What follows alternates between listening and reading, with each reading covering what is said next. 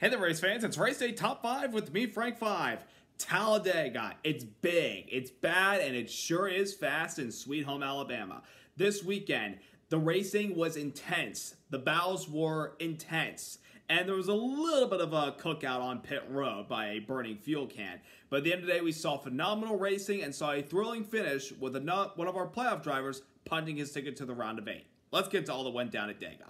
Number 1, Ryan Blaney, his second win of the season as he captured yesterday's YellaWood 500 at Talladega, beating out William Byron, Denny Hamlin, Corey LaJoie, and Austin Cindric for the top 5. Now, a guy finished right behind Blaney in second place had something happen in post-race. I'll get into that in a little bit. Ryan Blaney came into Talladega with a lot of confidence at a track where he's won at before in the past. All, by the way, all of them were photo finishes. 2019 edging out Ryan Newman by 7 1/1000ths of a second, and then the year later, he coming back in the end of June, where he edged out Ricky Stenhouse Jr. to win that race by just a few inches as well, a few thousandths of a second. Blaney's known for winning at these super speedways and having really fast race cars. And yesterday was no different whatsoever. The Pennzoil Ford was fast all day, ran up at the front with his Ford compadres, his teammate Joey Logano, and the other Fords from Stuart Haas and Front Row Motorsports. They all worked together yesterday, and they did their part. There were times when Blaney got kicked to the back of the pack, but then he was able to fight his way back to the field because he had a fast car, and he made the right moves yesterday. On the last lap of the race, he was leading the outside lane, took the white flag lap as the leader, but then lost the lead into turn 1-2 from Kevin Harvick, and it looked like Harvick out front had all the momentum he needed to do some blocking and defending. Well, then right behind the 12 car, Ryan Blaney, he got a big push from the 36 of Riley Herbst, and that push was able to propel Blaney to gain the momentum and make a dive bomb move to the inside lane to shuffle out the 4 car of Harvick and have the momentum to carry them all the way through turns 3 and 4 back to the tri-oval into the start-finish line and get his second win of the season. Again, Ryan Blaney is a phenomenal super speedway racer. I don't think he gets enough recognition like Logano, Keselowski, Hamlin, or even over the last couple of years, you could say Chase Elliott has joined the equation as well because he's won at Talladega before a few times. But Ryan Blaney just did everything right yesterday and put himself in position and got the victory yesterday and has now locked himself into the round of 8. Remember, a year ago in these playoffs, Ryan Blaney was able to make it to the round of 8, but ultimately faded in the round of 8 because he didn't really have as much momentum or speed as some of the other guys had, and also luck wasn't really on his side. And this year, it's been kind of a up and down year for the Ford camp, shall we say. Ryan Blaney did win earlier this year at Charlotte at the Coca-Cola 600 race where he was in the front the entire day. He had a great race car and showed his strength at the very end of the race to get his first win of the season.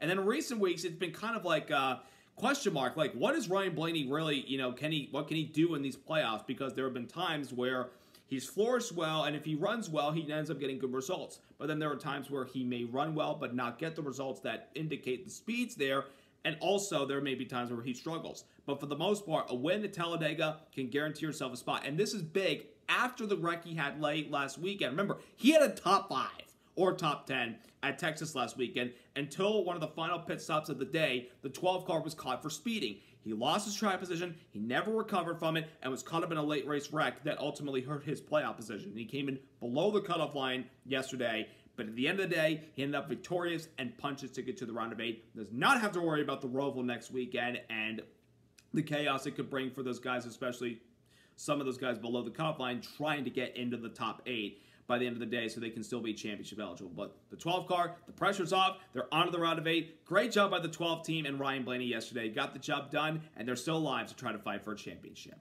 Number 2, Harvick up front, loses lead late, and faces post-race issue. Yesterday was the final start at Talladega for Kevin Harvick, a man who won one of the thrilling races in the spring in 2010, edging out Jamie McMurray, which broke a long winless streak dating back to his 07 500 victory. Harvick came close to winning the fall race later that year, but ultimately got edged out by just a few inches from his teammate, Clint Bowyer, when there was a wreck behind him and they called the caution and said the 33 was in front of the 29 at the very end of that race. Harvick had perhaps one of his best runs at Talladega that I've seen in quite some time yesterday, having a great race car, running up front all day, and really had nothing to lose because Harvick was eliminated a few weeks ago after Bristol at the round of 16 elimination race and cannot try to win a championship in his final year of Cup. And we're all waiting for Kevin Harvick to try to win a race at some point in his final season because I don't think it'd be right if one of the sport's most successful drivers, who has had a phenomenal career, a first ballot Hall of Fame career, go winless in his final season. I don't want him to end up like what Dale Earnhardt Jr. or Jimmy Johnson, or really, I mean, you could make an argument Matt Kenseth's final full season was 2017, but really his last kind of full year was 2020, given the circumstances he was put in, and he didn't make a trip to victory lane at all. He came close, though, in the Brickyard, but ultimately didn't get it done. Harvick ran in front a lot yesterday, ran with the Fords, had great speed, and looked like he had the momentum and had the car at the very end to win, but when coming off of turn 2 with a little bit of a gap compared to everybody else behind him, I kind of knew he was a set and duck, and lo and behold, the 12 got the push on the 36, got him the inside to make that move, and ultimately Harvick had to fall short and ended up finishing second to Ryan Blaney. Or so we thought. After the race, Kevin Harvick's car failed post-race inspection because the windshield adjusters, or like the thing that keeps the windshields tight on the race car, were found loose, and therefore that is a disqualification, and Harvick, instead of finishing runner-up to Ryan Blaney, is credited as last on the grid, despite completing every lap yesterday. That's the sad part, but it's unfortunately, with the post-race inspection being a little bit more heavier on these teams, especially with this next-gen car that we introduced last year, they're being a little more heavy on the penalties. If you fail post-race inspection, you could face a massive points penalty. Now, obviously, the 4 car's not in the playoffs anymore, so it doesn't really matter, but at the same time, it sucks because it would have been cool if Harvick could have won the race, but at the same time, if he did win and this incident happened, a lot of people would have been irate with NASCAR and the post-race inspection squad finding that part not tightened to the 4 car, and therefore he was disqualified. So it's unfortunate. He had a great run nonetheless, even though the finish was ultimately taken away from him by post-race inspection. But Harvick gave it his best yesterday. You can't deny that. Number 3, Hamlin, strong and recovers from an early incident to get a top 3 finish. Denny Hamlin sitting pretty, like the 24 and the 12 that already have wins to the next round of the playoffs. Hamlin is sitting pretty after getting a 3rd place finish in yesterday's race at Talladega. He wasn't really dominant yesterday like he's normally been on super speedways. He was up front at times, and he led a couple laps, but then in the middle of the race in stage 2, when everybody was doing green flag pit stops, Hamlin's team suffered a penalty by speeding in the first section of the pit entry, and therefore he had to suffer a pass-through penalty, and he fell a lap down. But despite that, he spent most of the race trying to get himself in the first spot to be the first car lap down in case the caution came out. He did, and when a caution came out, with about 25 laps to go for a wreck at the tri-oval, Hamlin got the free pass and got back in the lead lap and worked his way through the field, making the right moves, and got a 3rd place finish because of, obviously, the 4 course disqualification. But that was impressive for the 11 team, considering the hole they were in the middle of the race when they had the penalty for speeding and they fell a lap down. And at times, it looked like the 11 car was not going to be able to get back in the lead lap because these guys weren't wrecking it all yesterday until with 25 to go. He found himself, again, the first car lap down, got that free pass, and got back in the game and was able to get up there and get a top 5 finish. So a great job by the 11 team. They did a wonderful job to overcome that mistake. Now, at other tracks going forward, that could be something that holds them back from trying to win a race and maybe could hurt their chances to make it to Phoenix for the championship 4. They're thankful it's a super speedway, and of course, you get your lap back. You can work your way to the front because of the draft and because you're good at super speedway racing and know where the lanes are moving, and making the right moves helps. But at some of these other tracks, gotta watch that, and you better hope it's early in the race, and you hope you don't get lapped, or else you could be in the hole and you might have some issues going forward. But nonetheless, 11 team rallied late and got a top 3 finish yesterday. Number 4, trouble for some of our playoff drivers. It felt like that Talladega was going to be the wild card that shook up the playoff grid. Obviously, with the Blaney win, it did, but there were other guys that had their fair share of issues. Starting in stage 1, literally the last lap of stage 1, Pax rolling out on the backstretch, heading into turn 3, getting ready to close the stage, when all of a sudden the outside lane, Ricky Stenhouse Jr., who's already eliminated from the playoffs, getting a push from Kyle Busch, apparently slowed down. What happened was the 47 ran out of gas right there at the worst possible spot in the backstretch into turn 3, and making a move forward wide was the 1 car of Chastain. Unfortunately, there was contact with him in the 47 and turned the 1 car into the outside wall and out of the race. It also collected the 20 of Christopher Bell and Kyle Busch in general. Those two were able to continue on, but the best finish of them was Bell in 14th, and Kyle Busch finished 25th, and now in a must-win heading into the Roval next week. And the one also that really hurt was the 1 car, because after a 2nd place finish last weekend, I thought momentum was on their side, and they had good speed early on, But that incident at the end of stage 1 took him out of the race with only 1 point to take away from the day. That's not good. And now he finds himself 10 below the cutoff line heading into the Roval. Now, Chastain's a good road course racer, and he could find himself in victory lane or gaining enough points versus the drivers he's trying to compete against for that final spot, or any spot, depending on the circumstances and depending on what happens. But he's got himself in a little bit of a hole right now because of what happened at the end of this today. And it's not Chastain's fault. How are we supposed to know? And first of all, I don't know what the 47 team got wrong with fuel calculations there. They just ran out of gas on the back straps. That's really, really weird. And then towards the end of the race, I mentioned, with about 25 laps to go, Brad Keselowski in the 6th car, who had a good race car for the majority of the race and was trying to fight his way back up to the front of the field, was involved in an incident towards the back of the pack where somebody got turned. Maybe he turned somebody turned him, and he got turned on the outside wall, collecting Ty Gibbs, Austin Dillon, Harrison Burton, Carson Hocevar, among others. And that hurt the 6th car because now, after the decent run that they had last weekend at Texas, they're still above the cutoff line, but they're the last car above by just 9 or by a few points. I think about 2 points compared to the guy outside the cutoff line in Tyler Reddick. That's not a comfortable spot for the 6th car, and Keselowski is not the best at road courses, particularly over the past 5 seasons or so. So it's going to be a little bit of a challenge for him next weekend, and unfortunately, that wreck at the end of yesterday put him in a precarious position heading into the Roval. And then Bubba Wallace, who had a really good race car, and he's always up front at Super Speedways. You always expect Bubba Wallace up at the front, competing for the race win or a solid result. After choking a win, he said last weekend at Texas, he came into this weekend with a lot of positive confidence that he could do well in the Super Speedways because he's known for running well at them, and he's won a race, obviously. In 2021, it was range shortened, but he still won it nonetheless.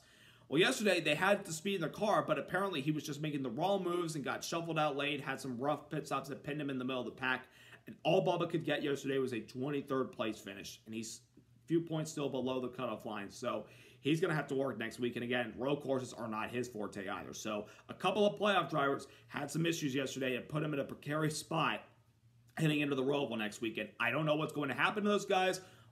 Any one of them can make it into the next round with a win or a solid points day versus a few other guys. They could also find themselves out. It's going to be interesting, but those guys had some issues yesterday and find themselves in a precarious spot heading into next weekend.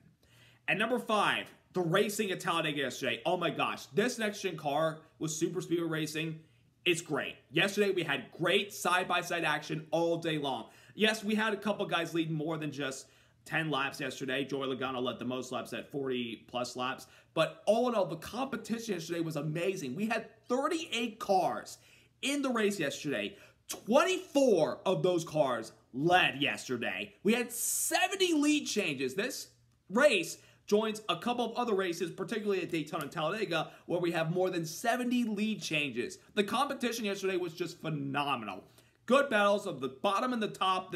Either lane, depending on the momentum, was able to take the lead for just a brief few seconds, and then the other lane would get back up there. It was just good battles, and the third lane was able to work at times yesterday, no matter who was pulling it, whether it was Austin Cindric, Denny Hamlin, Michael McDowell, Bubba Wallace, or even Ricky Bobby. I say that because Ryan Preece drove a Wonder Bread paint scheme in honor of Talladega Nights, and Chase Briscoe drove the Old Spice car in honor of Kyle Naughton Jr. But the lines yesterday, either one, the bottom, top, or the middle groove was able to work yesterday, no matter who was pulling it. There was just good action all day long.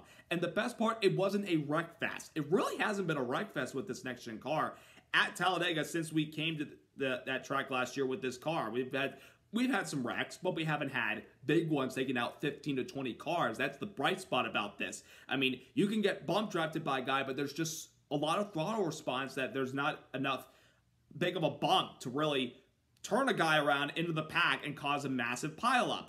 That's the positive thing that we have with this car in the Super Speedways. The racing was just amazing yesterday. On a bright, sunny day, we saw great battles all day long. We saw multiple teams. We saw the Penske guys lead, the Hendrick cars, the Gibbs cars, the Stewart-Haas cars, the RFK cars, the front row cars. Heck, Ty Dillon in the 77 car led a lap yesterday for a few laps. He had a good car too.